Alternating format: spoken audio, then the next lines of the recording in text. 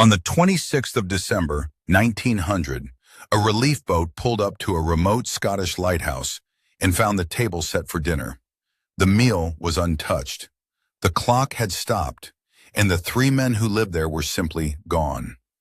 The Flannan Isles sit off the northwest coast of Scotland, a scatter of jagged rocks so remote that shepherds who once grazed sheep there called them the other country.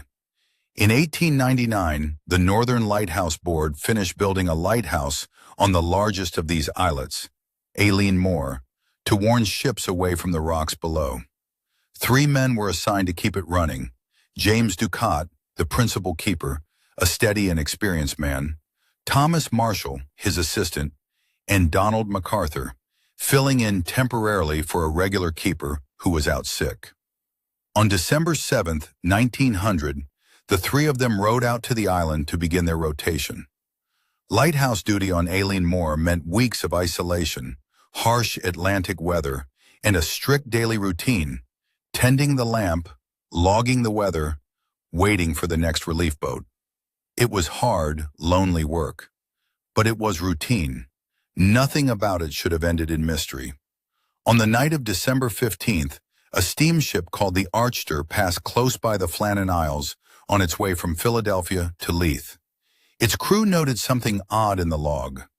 The lighthouse, which should have been sweeping its beam across the dark water, was unlit. It would take 3 more days for that ship to dock and report what it had seen. And it would take another week after that, delayed by brutal winter storms, before a relief vessel, the Hesperus, could even attempt to reach the island. On December 26, 11 days after the light first went dark, the Hesperus finally approached Aileen Moor. The crew raised a signal flag. No response. They sounded the ship's horn. Still nothing. No keeper came down to the landing, as they always had before. One man, Joseph Moore, climbed alone up the steps cut into the cliff face to the lighthouse itself. The entrance gate was closed. Inside, he found a scene that seemed frozen mid-motion. The beds were unmade. The kitchen fire hadn't been lit in days. On the table sat the remains of an unfinished meal, and a chair lay overturned on the floor, as if someone had stood up in a hurry. The clock on the wall had wound down and stopped, and hanging in the hallway was a full set of oilskin weather gear, meaning that whoever last walked out that door into a season of Atlantic storms had gone without a coat. Moore ran back to signal the Hesperus. More men came ashore to search the tiny island, rock by rock.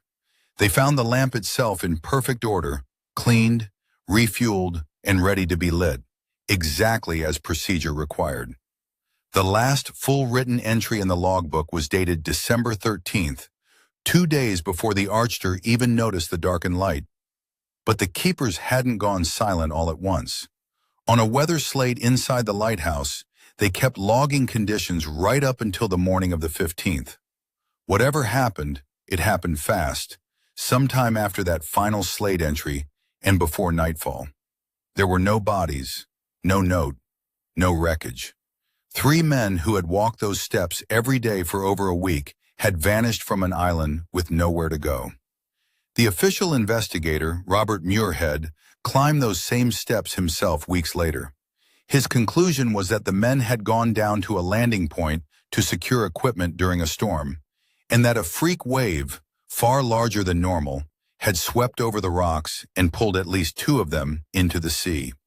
The third, he theorized, may have run out without his coat to help and been taken by a second wave. It's a plausible explanation. Rogue waves at that landing point were a known danger, but it doesn't fully explain the untouched meal, the stopped clock, or why experienced keepers, men who knew that coastline's moods better than almost anyone alive, would all leave their post unprotected, together, at the same time.